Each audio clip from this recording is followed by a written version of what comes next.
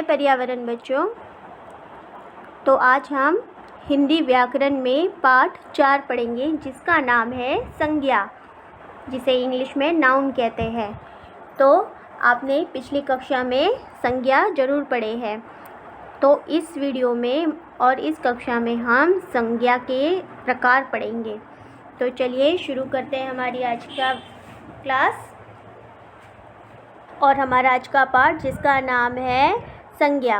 तो सबसे पहले संज्ञा किसे कहते हैं? किसी भी व्यक्ति, वस्तु, स्थान, प्राणी या भाव के नाम को संज्ञा कहते हैं, है ना। किसी भी नाम को, चाहे वो किसी चीज़ का भी नाम हो, नेम ऑफ पर्सन हो, वस्तु हो, प्लेस हो, एनिमल, बर्ड हो और भाव के नाम हो, उन सबको हम क्या कहते हैं? संज्ञा कहते हैं। तो चलिए संज्ञा को हम इस चित्र के माध्यम से समझते हैं। इस चित्र में जितनी भी चीज़ें हैं, सबके कुछ ना कुछ नाम है। तो इन नामों को ही हम क्या कहते हैं? संज्ञा कहते हैं। ठीक है। जिस तरह ये जादूगर है, ये चिड़िया है, ये लड़का जो खा रहा है वस्तु, उसको आइसक्रीम कहते हैं, है ना। तो इन सब के जो नाम होते हैं, ये हमें उदाहरण के लिए दिया गया है। तो ये जो नाम है, इन सब के, उन सभी नामों को संज्ञा कहते हैं। देखिए, आइसक्रीम, झूला, नाव, ये सब किसके नाम है? वस्तुओं के नाम हैं। फिर बच्चे, माता पिता, आदमी, जादूगर, लड़की, लड़का, ये सब किसके नाम है? व्यक्तियों के नाम है ना। हमने चित्र में देखा था ना। यहाँ पे देखिए, माता पिता है, बच्चे हैं, लड़का लड़की, जादूगर, तो ये सब किसके नेम हुए? Name of person. फिर मेला, शहर, ये किसके नाम है? स्थानों के नाम। फिर बुढ़ापा, आनंद, ये किसके नाम है? भाव के नाम। मतलब हमारी जो फीलिंग्स होती है, जो हम व्यक्त करते हैं, उसे भाव कहते हैं। ठीक है। तो ये सब क्या हुए? हमारे संज्ञा शब्द हुए। अब हम संज्ञा के भेद पढ़ते हैं। तो संज्ञा के 3 भेद हैं। एक व्यक्तिवाचक संज्ञा, दूसरा जातिवाचक संज्ञा और तीसरा भाववाचक संज्ञा। तो सबसे पहले हम व्यक्तिवाचक संज्ञा पढ़ेंगे। तो व्यक्तिवाचक संज्ञा की परिभाषा: जिस संज्ञा शब्द से किसी विशेष व्यक्ति, स्थान या वस्तु का बोध हो, उसे व्यक्तिवाचक संज्ञा कहते हैं। मतलब जो संज्ञा शब्द से किसी भी विशेष व्यक्ति हो या कोई भी देश हो, कोई भी विशेष चीज़ के बारे में बात हो रही हो या विशेष चीज़ के बारे में बोध होता हो, उन शब्दों को व्यक्तिवाचक संज्ञा कहते हैं। तो चलिए अब हम इसके एग्जाम्पल देखते हैं और इसे समझते हैं। तो देखिए, कुछ व्यक्तियों के नाम, जैसे महात्मा गांधी। महात्मा गांधी बोलते ही हमारे दिमाग में महात्मा गांधी की छवि आ जाती है। तो ये एक महात्मा गांधी एक ही है ना, जो हमारे महात्मा गांधी जी थे। तो ये एक विशेष व्यक्ति का नाम हुआ। चंद्रशेखर आज़ाद, विराट कोहली, साइना नेहवाल, इन सब के नाम आते ही हमारे सामने उनकी छवि आ जाती है। तो ये किसी विशेष व्यक्तियों के नाम हुए। तो ये क्या है? हमारे व्यक्तिवाचक संज्ञा। उसी प्रकार देशों के नाम, तो देश के तो बहुत सारे नाम हैं, लेकिन किसी एक विशेष देश का हम नाम लें, जैसे फॉर एग्ज़ाम्पल भारत। भारत बोलते ही हमें पता चल जाता है कि ये भारत सिटी के बारे में हम बात कर रहे हैं। तो भारत क्या हुआ? हमारा व्यक्तिवाचक संज्ञा। अमेरिका क्या हुआ? व्यक्तिवाचक। कनाडा क्या हुआ? व्यक्तिवाचक, है ना। फिर खेलों के नाम, तो खेल भी बहुत सारे होते हैं, लेकिन अगर हम किसी एक पर्टिकुलर खेल के बारे में बात करें, फॉर एग्ज़ाम्पल हॉकी बोले, तो हॉकी एक खेल का नाम हुआ। तो हॉकी किस में आएगा? व्यक्तिवाचक संज्ञा में। Cricket, football, etcetera. इसके अलावा और भी जितने खेलों के नाम हैं, वो सारे नेम व्यक्तिवाचक संज्ञा में आएंगे। फिर पुस्तकों के नाम, अगर हम बोले बुक्स के बारे में, तो बहुत सारी बुक्स होती है, लेकिन किसी एक बुक का नाम लेकर अगर हम बोले, तो वो जो नाम होगा वो हमारा व्यक्तिवाचक संज्ञा में आएगा। उदाहरण के लिए देखिए रामायण, रामायण बुक बोलते ही हमें पता चल जाता है कि वो एक रामायण की एक बुक है। फिर महाभारत, है ना। तो ये जो नेम है ये हमारे व्यक्तिवाचक संज्ञा में आएंगे। उसी प्रकार त्यौहार, त्यौहार भी बहुत सारे फेस्टिवल होते हैं, हम लोग बहुत सारे फेस्टिवल सेलिब्रेट करते हैं, लेकिन अगर हम किसी एक त्यौहार के बारे में बात करें उसका नाम लेके, तो वो जो आएगा वो हमारे व्यक्तिवाचक संज्ञा में कहलाएगा। जैसे अगर हम बोले दिवाली, होली, ओणम, ये सब एक, दिवाली बोलते ही सिर्फ दिवाली के बारे में हम लोग इमेजिन करेंगे और दिवाली के बारे में ही हम सोचेंगे, है ना। तो ये जो सारे नेम आएंगे ये किस में आएंगे, हमारे व्यक्तिवाचक संज्ञा में, ठीक है। तो व्यक्तिवाचक संज्ञा यानी संज्ञा शब्द की किसी विशेष व्यक्ति, स्थान या वस्तु के बारे में बोध होता हो, हमें बताता हो, उसे व्यक्तिवाचक संज्ञा कहते हैं। अब सेकंड है जातिवाचक संज्ञा। तो जातिवाचक संज्ञा की परिभाषा देखते हैं। जिस संज्ञा शब्द से पूरी जाति का पता चले उसे जातिवाचक संज्ञा कहते हैं।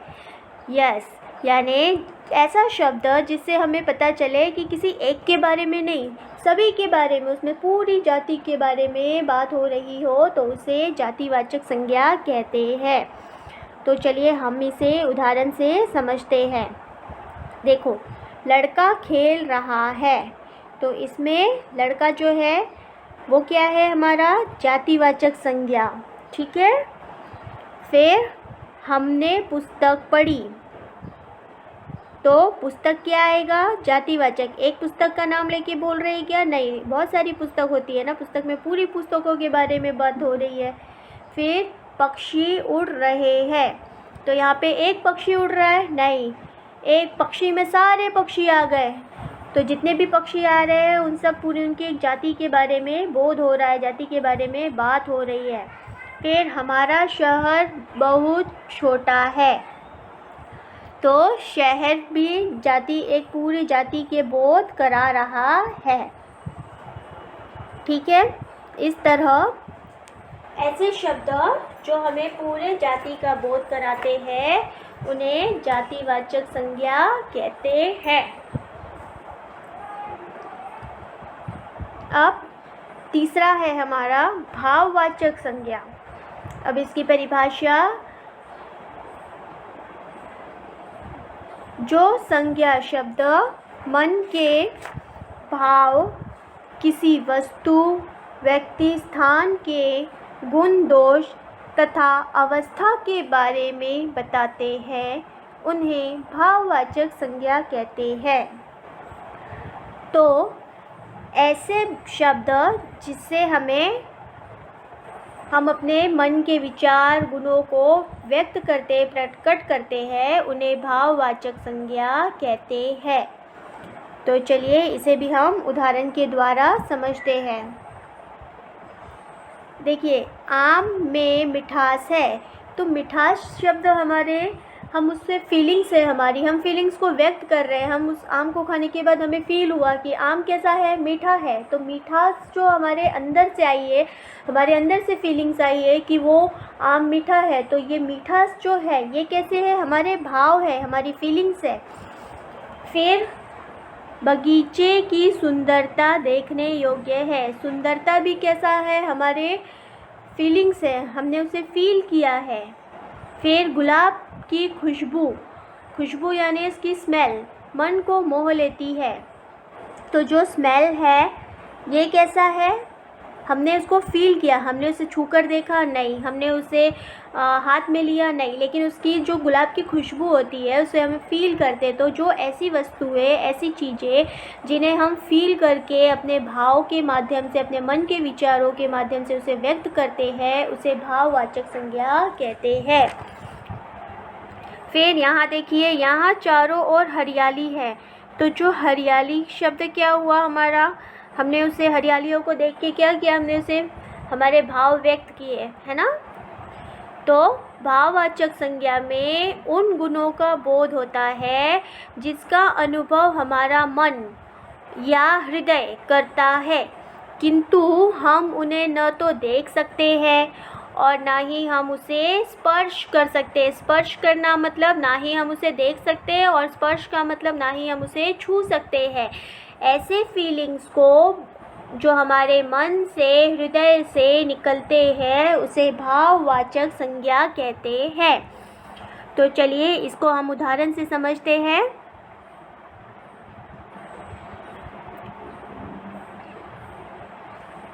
पहला है भाववाचक संज्ञाएं बनाना। भाववाचक संज्ञाएं संज्ञा, सर्वनाम, विशेषण तथा क्रिया से बनती है। कुछ भाववाचक संज्ञाएं इस प्रकार है। तो चलिए देखते हैं। पहला है जातिवाचक संज्ञा से। जातिवाचक संज्ञा से किस तरह भाववाचक संज्ञा बनती है वो हम यहाँ पे सीखेंगे। तो ये सारे हमारे जातिवाचक है ना। मित्र, मित्र बोलते ही सारे जितने हमारे मित्र हैं वो सब इसमें आ जाएंगे। एक जाति, पूरे एक जाति का बोध हो रहा है। तो जातिवाचक संज्ञा से भाववाचक संज्ञा क्या बना? मित्र से क्या बना? मित्रता। फिर मनुष्य, मनुष्य में बोलते ही जाति का, पूरे जाति का बोध हो रहा है। एक मनुष्य की बात नहीं हो रही, जितने मनुष्य हैं सारे मनुष्य में आ गए, तो पूरी जातिवाचक संज्ञा हो गई। तो इस मनुष्य का हम भाववाचक बनाएंगे तो क्या बनेगा? मनुष्यता। फिर मजदूर, मजदूर का भाववाचक मजदूरी। चोर, चोर का भाववाचक चोरी। तो इस तरह हमने जातिवाचक शब्दों से भाववाचक शब्द बनाए। अब सेकंड हम बनाएंगे सर्वनाम शब्दों से भाववाचक शब्द। तो ये हमारे सर्वनाम शब्द है, इससे हम भाववाचक शब्द यहाँ पे बनाएंगे। पहला है अपना। अपना का क्या बनेगा भाववाचक? अपनापन। फिर निजी, निजी का क्या बनेगा? निजता। फिर अहम, अहम का क्या बनेगा भाववाचक? अहंकार। फिर पराया, पराया का क्या बनेगा? परायापन। तो इस प्रकार हमने सर्वनाम शब्दों से भाववाचक शब्द यहाँ पे बनाए। फिर तीसरा, विशेषण शब्दों से किस तरह भाववाचक शब्द बनते हैं वो हम देखते हैं। तो विशेषण शब्द के कुछ उदाहरण यहाँ दिए हुए हैं। जैसा फर्स्ट है वीर। वीर विशेषण शब्द है, इससे भाववाचक क्या बना? वीरता। फिर खट्टा, खट्टा से क्या बना भाववाचक? खटास। आलसी, आलसी से क्या बना? आलस्य। और चालाक, चालाक से क्या बना? चालाकी। तो इस तरह हमने विशेषण शब्दों से भाववाचक संज्ञा यहाँ पे बनाई। भाववाचक शब्द हमने यहाँ बनाए। फिर अब लास्ट है क्रिया शब्दों से। तो ये सारे हमारे क्रिया है ना। थकना एक क्रिया होता है, जीतना क्रिया होता है, हंसना क्रिया होता है, लिखना क्रिया होता है। क्रिया यानी जो काम हम करते हैं वो। तो इन क्रिया शब्दों से हम भाववाचक संज्ञा यहाँ पे बनाएंगे। पहला है थकना। थकना से क्या बनेगा? थकावट। फिर जीतना, जीतना से क्या बनेगा? जीत। फिर हंसना, हंसना से क्या बनेगा? भाववाचक हंसी। फिर लिखना से क्या बनेगा? लिखाई। तो इस तरह हमने क्रिया शब्दों से भाववाचक शब्द यहाँ पे बनाए। अब कुछ और भाववाचक शब्द है जो आपकी टेक्स्ट बुक में पेज नंबर 24 में दिए हुए हैं। तो चलिए हम उसे भी पढ़ लेते हैं। देखिए, मित्र, मित्र का क्या बना भाववाचक शब्द? मित्रता। वीर, वीरता। सुंदर, सुंदरता।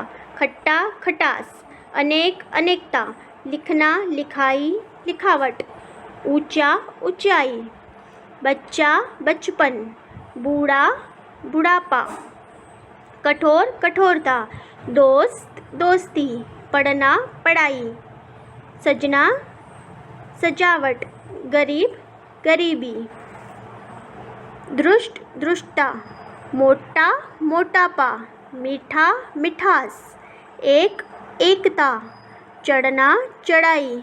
गहरा, गहराई।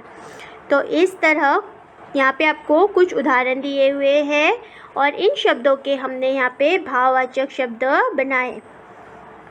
तो ये था बच्चों हमारा आज का पाठ, जिसका नाम था संज्ञा। तो एक बार इसका छोटा सा हम रिवीजन कर लेते हैं। सबसे पहले संज्ञा किसे कहते हैं? किसी किसी वस्तु, व्यक्ति, प्राणी, स्थान तथा भाव के नाम को संज्ञा कहते हैं। फिर आज हमने संज्ञा के भेद पढ़े। तो संज्ञा के कितने भेद हैं? 3। और वो कौन कौन से हैं? पहला है व्यक्तिवाचक, जातिवाचक और भाववाचक। फिर सबसे पहले हमने क्या पढ़ा? व्यक्तिवाचक। तो व्यक्तिवाचक किसे कहते हैं? व्यक्तिवाचक संज्ञा किसी विशेष व्यक्ति, वस्तु या स्थान का बोध कराती है। फिर सेकंड था जातिवाचक। तो जातिवाचक में क्या होता है? जातिवाचक संज्ञा से संपूर्ण जाति का बोध होता है। फिर अंतिम है भाववाचक। तो भाववाचक संज्ञा से गुण दोष का पता चलता है। तो ये था हमारा आज का पाठ जिसका नाम संज्ञा था। तो अब मिलते हैं हम हमारी अगली कक्षा में। तब तक के लिए धन्यवाद।